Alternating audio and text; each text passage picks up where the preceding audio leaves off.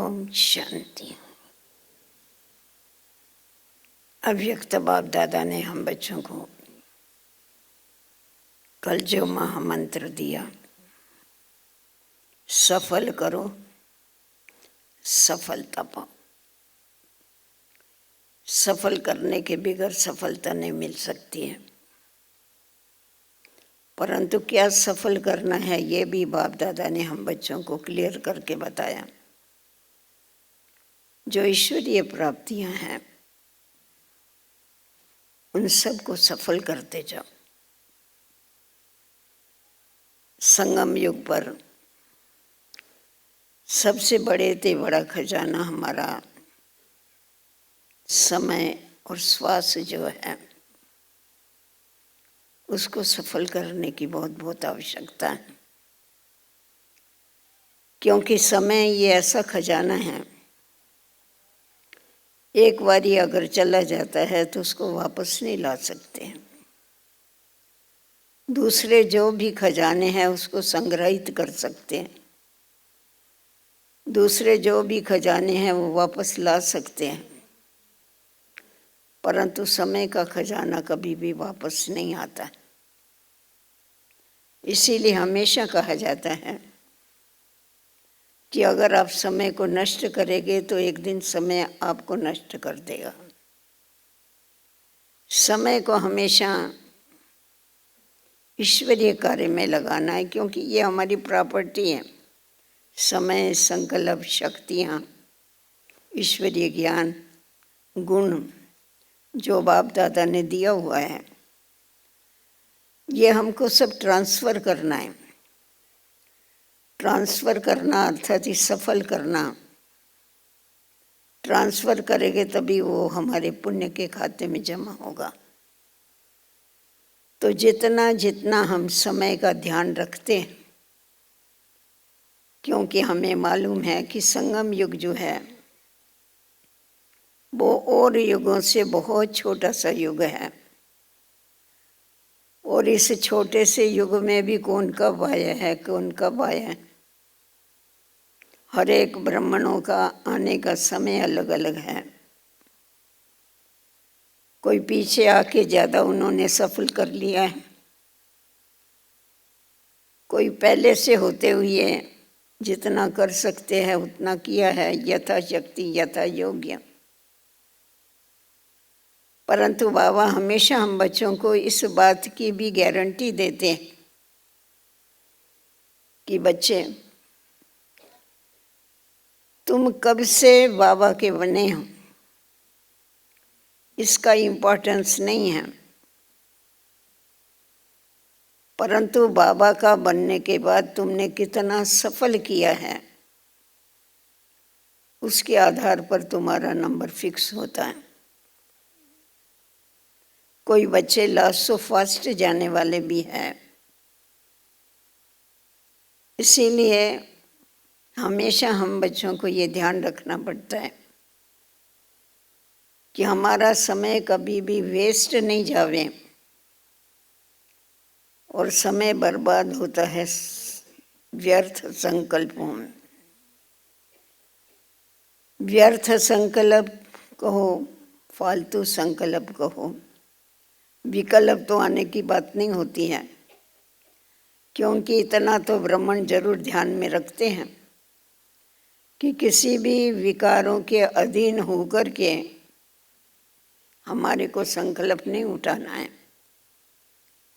परंतु फालतू संकल्प जो चलते हैं, हम जो देखते हैं, बोलते हैं, सुनते हैं, उसके ऊपर जो फालतू संकल्प चलते हैं, जो बीत गई, जो आने वाला भविष्य है, उसके लिए अगर हम फालतू सोचते हैं तो हमारा समय भी बर्बाद होता है, संकल्प भी बर्बाद होता है, और शक्तियाँ भी बर्बाद होती। जो जमा होना चाहिए, जमा का खाता जो है वो बढ़ने का चांस जो है वो जैसा कि एकदम बंद हो जाता। किन किन आत्माओं को ये आदत होती है, बात छोटी सी होगी परंतु उसके लिए बहुत बहुत सोचेंगे। बाबा कहता है यथार्थ भी जो तुम सोचते हो वो इतना ही सोचो जितना तुम कर सकते हो। जो नहीं कर सकते हो वो सोचने की आवश्यकता नहीं। तो इसीलिए हमें अपनी सोच को बदलने की जरूरत है। और बाबा ने जो इतना अविनाशी ज्ञान खजाना दिया है, उस खजाने का हम जितना जितना मंथन करते हैं उतना उतना हमारा व्यर्थ संकल्प स्वतः ही बंद होता जाता है। क्योंकि मन का काम है सोचना, उसको काम चाहिए, काम के बगैर वो नहीं रहता है। बाबा कहता है ना, ये तो जिन है, जिन भागता ही रहता है। उस जिन को कंट्रोल करने का एक ही तरीका है, उसको श्रेष्ठ संकल्पों में लगा दो, उसको ज्ञान के मनन चिंतन में लगा दो, उसको स्व चिंतन में लगा दो, परमात्म चिंतन में लगा दो। जितना हम मन को बिजी रखते हैं उतना हमारी जीवन जो ईश्वरीय जीवन है बड़ी इजी हो जाती, भारीपन नहीं लगता है और हमारी सदैव कमाई होती रहती है। ऐसे भी कहा जाता है खाली मन शैतान का घर, क्योंकि हम सभी को तो इस बात का बहुत अच्छी तरह से अनुभव है कि हम जो भी बोलते हैं, जो भी करते हैं, उसका बीज है संकल्प, मन। इसीलिए बाबा ने हम बच्चों को मन मना भव का महामंत्र दिया हुआ है कि ये मन जो भागने वाला है तुम्हारे कंट्रोल में नहीं रहता है, वो ही तुम मेरे को दे दो। अच्छी चीज बाबा नहीं मांगते हैं, तुम कंट्रोल नहीं कर सकते हो ना, मैं आप ही कंट्रोल करूँगा। और सचमुच हम जितना जितना अपने मन को बाबा में लगाते रहते हैं उतना उतना मन मना भव की स्थिति के कारण मन को निरसंकल्प करने की शक्ति मिलती रहती। आज भी बाबा ने जो कहा कि रावण भटकाता है क्योंकि वो खुद भटकता है। रावण ही पहले पहले मन में प्रवेश करके हमारे मन को भटकाने का काम करता है। तो इसीलिए हमारे को अपने ऊपर पूरा पहरा देने की आवश्यकता है। बाबा जो व्यर्थ देखो नहीं, बोलो नहीं, सोचो नहीं, ये जो महामंत्र रोज बाबा हम बच्चों को देते हैं, उसके ऊपर अगर हमारा ध्यान रहता है तो दिन प्रतिदिन बाबा की याद के द्वारा, मन मना भव की स्थिति के द्वारा हमारी स्थिति जो है वो पावरफुल बनती जाती है। और सदैव बाबा की याद के कारण, क्योंकि बाबा कहते बच्चे निरंतर मेरे को याद करो, तुम्हारे याद में कभी भी अंतर नहीं पड़ना चाहिए। क्योंकि अगर अंतर पड़ता है अर्थात लिंक टूटती है, तो घड़ी घड़ी लिंक टूटे फिर जोड़नी पड़े, लिंक टूटे फिर जोड़नी पड़े। इसीलिए तुम्हें हमेशा अपनी बुद्धि की लिंक जो है वो बाबा से लगा करके रखनी है। और वो तभी हो सकता है जब एक बाबा दूसरा नहीं, कोई, इसको हम प्रैक्टिकल में लाते हैं। अगर कोई भी वस्तु, पदार्थ, व्यक्ति, इसमें कहाँ भी थोड़ी भी बुद्धि हमारी अटकी हुई होती है तो हमारी लिंक टूटती है। परंतु अगर सब बाबा कहता है तुम चेक करो, तुम्हारा लंगर उठ गया पुरानी दुनिया से, बुद्धि रूपी लंगर को उठा दिया है या कहाँ ना कहाँ बंधा पड़ा है, तो किसी में भी लौकिक अथवा अलौकिक बल सेवा भी है। सेवा सुख देने वाली है, कमाई करने वाली है, खुशी देने वाली है। परंतु अगर उसमें भी हमारी बुद्धि अटक जाती है तो बाबा से नहीं लग सकती। इसीलिए बाबा हमेशा कहते हैं तुम जो सेवा करते हो हमेशा ये बुद्धि में रखो कि ये ईश्वरीय सेवा है, हम गॉडली सर्विस पर हैं। सिर्फ सर्विस नहीं कहना, गॉडली सर्विस कहेंगे तो गॉड भी याद रहेगा, सर्विस भी याद रहेगी। सेवा करने वाले दुनिया में बहुत हैं, पर ईश्वरीय सेवा करने वाले हम सिर्फ ब्राह्मण बच्चे हैं। तो इसीलिए ईश्वर भाव जितना जितना हमको याद रहता है, और निरंतर याद करने की इसीलिए भी आवश्यकता है, क्योंकि कोई भी श्वास हमारा अंतिम श्वास हो सकता।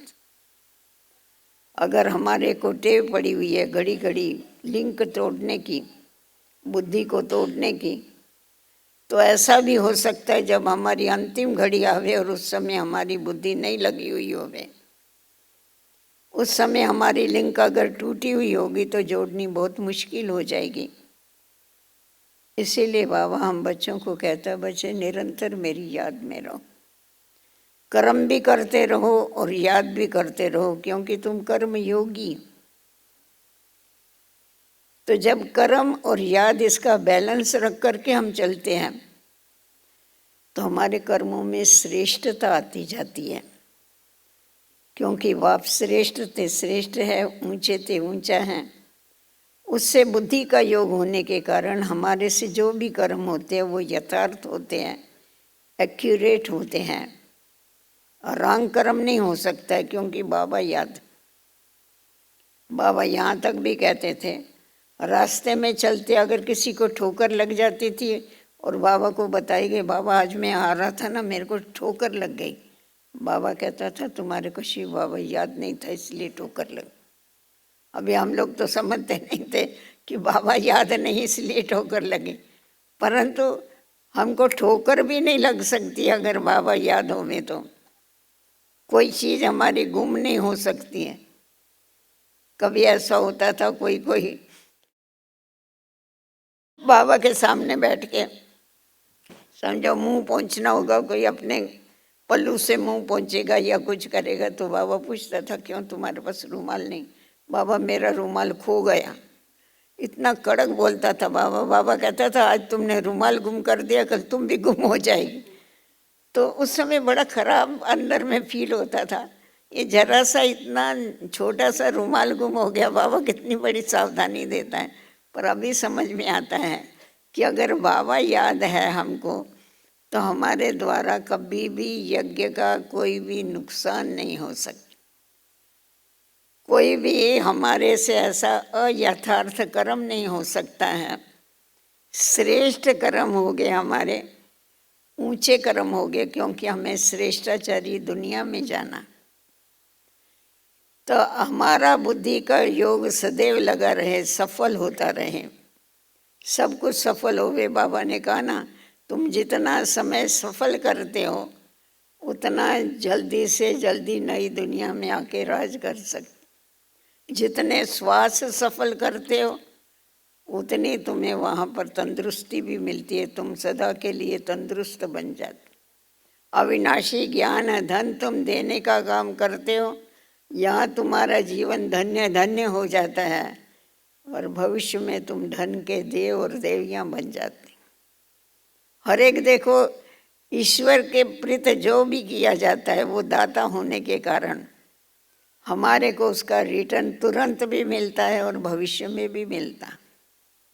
आज बाबा ने हम बच्चों को बेहद ड्रामा का ज्ञान दे करके कितना निश्चिंत कर दिया। किसी भी बात की कोई फिक्र नहीं है, फिक्र से फारग कर दिया सतगुरु ने। भक्ति मार्ग में गाते थे, पर अभी समझ में आता है कि सतगुरु कैसा फिक्र से फारग कर देता है। कोई चिंता नहीं, कोई फिक्र नहीं, अपने तन की भी फिक्र नहीं, किसी भी बात की कोई फिक्र नहीं, क्योंकि बाबा ने बच्चों को अशरीरी बनना सिखा के हमारी सारी फिक्र जो है वो सारी खुद के ऊपर ले लिया। और जिसको ये गारंटी है, निश्चय है कि सर्वशक्तिवान बाप हमारे साथ में है, उसकी स्थिति कभी डगमग नहीं हो सकती। चाहे कोई कितनी भी परीक्षाएं आवे, कितनी भी बातें आवे, परंतु साक्षी होके देखना जो बाबा ने सिखा दिया है, कि हर एक आत्मा का अपना अपना पार्ट है। आप साक्षी होकर के देखते रहो और खुद का पार्ट आप एक्यूरेट बजाने का हमेशा पुरुषार्थ करो। क्योंकि संगम युग जो है ये इस ड्रामा की शूटिंग का समय, और हम लोग देखते हैं जो हद के भी ड्रामा करते हैं, जब शूटिंग का समय होता है उनका खुद के ऊपर कितना ध्यान होता है। अगर इधर उधर देखेंगे तो उनकी जो एक्शन है वो रॉन्ग हो जाएगी और वो फिर रिपीट होगी। इसीलिए वो अपने ऊपर बहुत ध्यान देते हैं।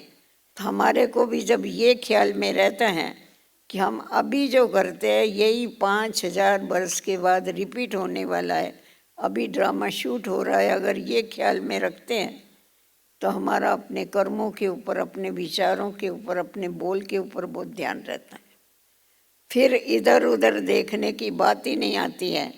बाबा कहता है ना, बच्चे रीस नहीं करना, कभी भी रेस करना सीख जाओ। क्योंकि रीस जो है वो अवगुण है और रेस जो है वो दिव्य गुण है। तो एक दो से रेस जरूर करो तुम आगे भागने के लिए, परंतु कभी भी किसी से रीस नहीं करना, कंपेयर नहीं करना, कभी भी किसी का दूसरे का पार्ट कॉपी भी नहीं करना। कोई कोई दूसरे जैसा पार्ट बजाने की कोशिश करते हैं तो उनका खुद का ही पार्ट रॉन्ग हो जाता है। इसीलिए हमारे को जो इस ड्रामा के अंदर पार्ट मिला हुआ है वो पार्ट मुझे एक्यूरेट बजाना है, इस बात की मुझे सदैव जानकारी होनी चाहिए। हम साकार बाबा को देखते थे, कितना बेफिक्र बादशाह था, उसको दुनिया की कोई फिक्र ही नहीं थी। जैसे इतना मज़े से, एक बड़ा अच्छा फोटो है बाबा का, वो झाड़ के ऊपर ऐसा लेटा पड़ा है। बाबा को देख के ऐसा लगता है देखो इसको कोई फिक्र है, बाबा कोई फिक्र नहीं।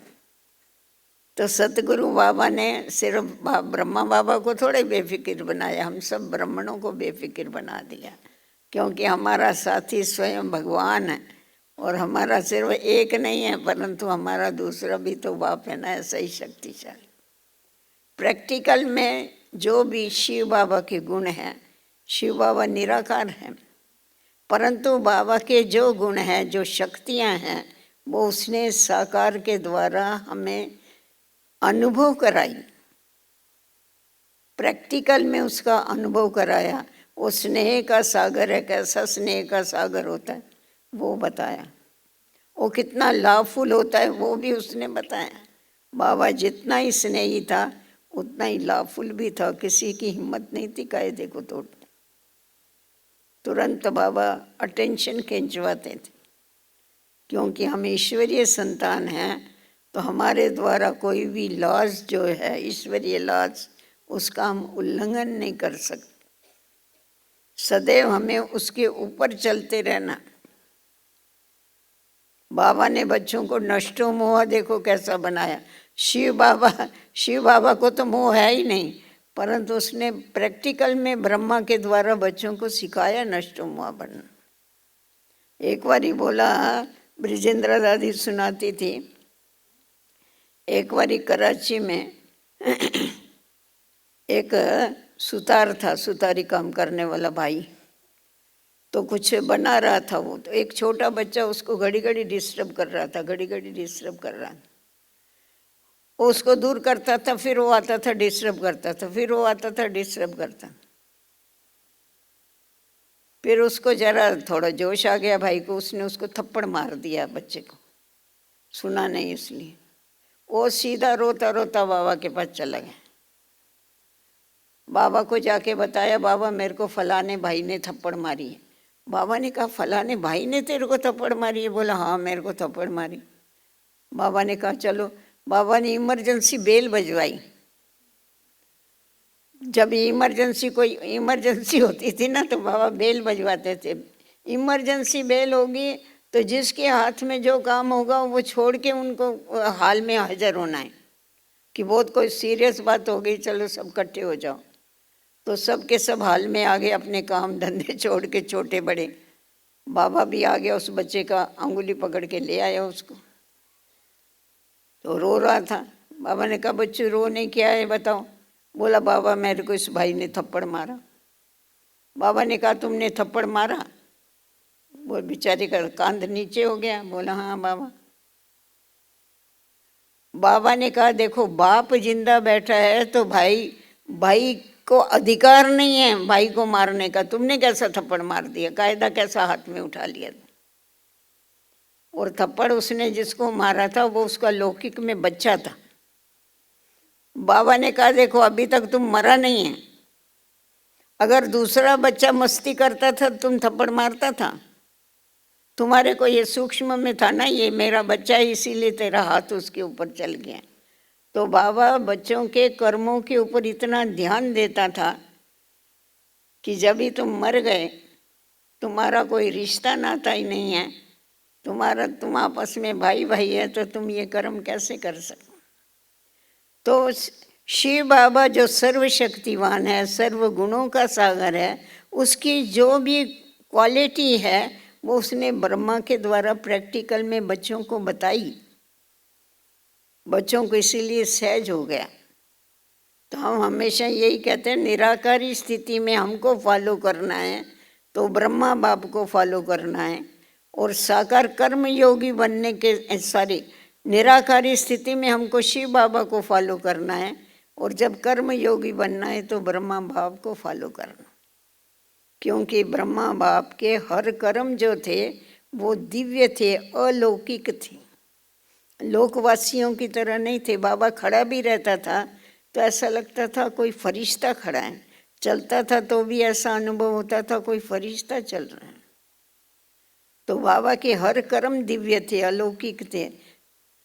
यहाँ लोकवासियों जैसा कुछ भी नहीं था। बाबा का बोलना, बाबा का देखना, बाबा का मुस्कुराना, दृष्टि देना, सब अलौकिक।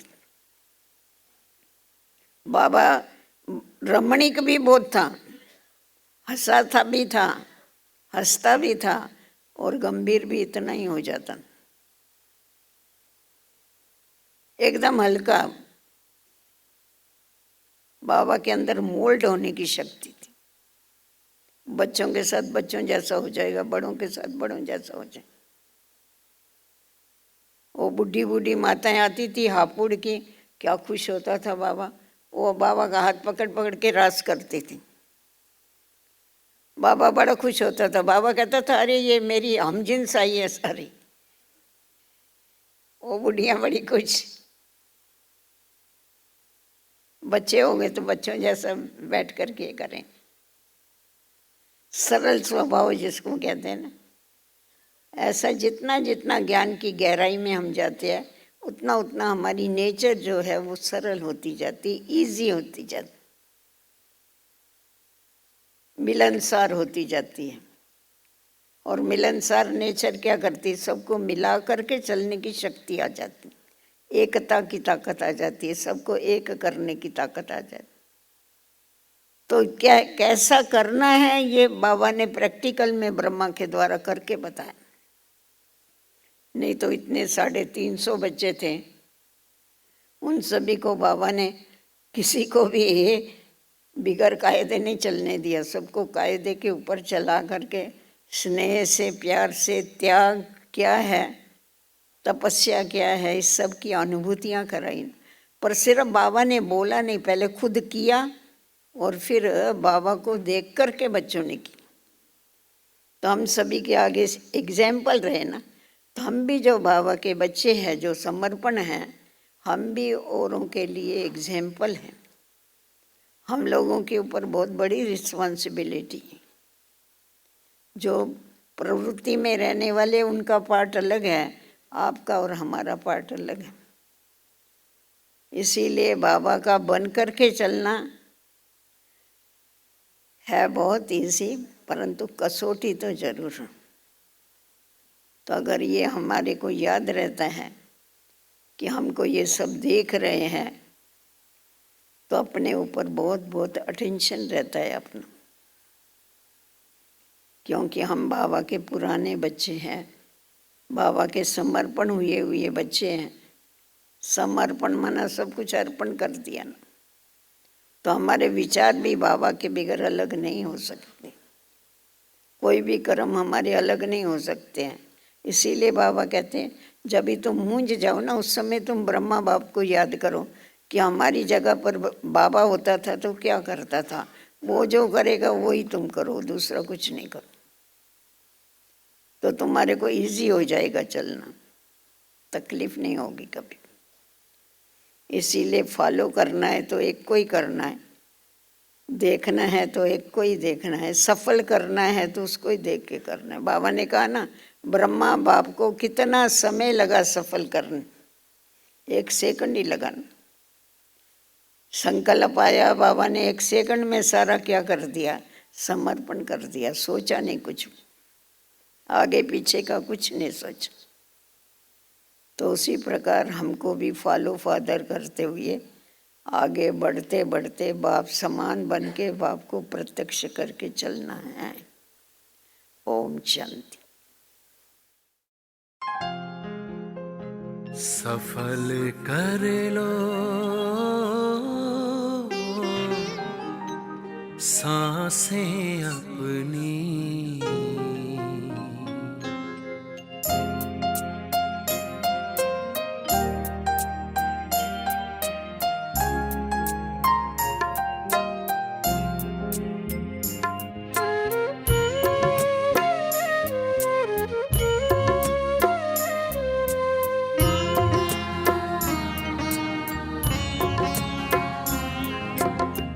सफल कर लो सांसें अपनी, परम पिता को याद कर।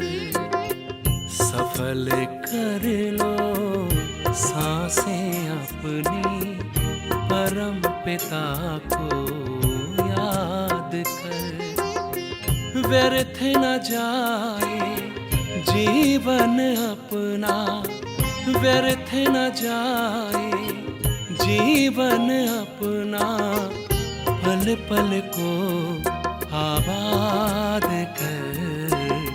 सफल कर लो सांसें अपनी, परम पिता को याद कर।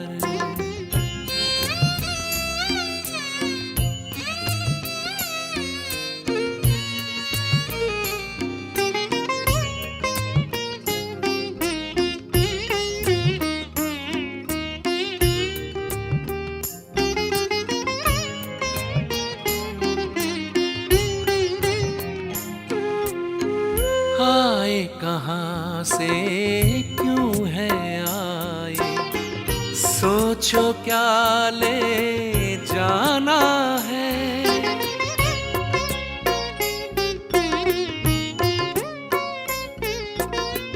आए कहाँ से क्यों है आए, सोचो क्या ले जाना है। जैसी करनी वैसी भरनी, कभी नहीं भुलाना है। शुभ संकल्पों की, शुभ संकल्पों की करो रचना, विश्व का कल्याण कर। व्यर्थ न जाए जीवन अपना, पल पल को आबाद कर। सफल कर लो सांसें अपनी, परम पिता को याद कर।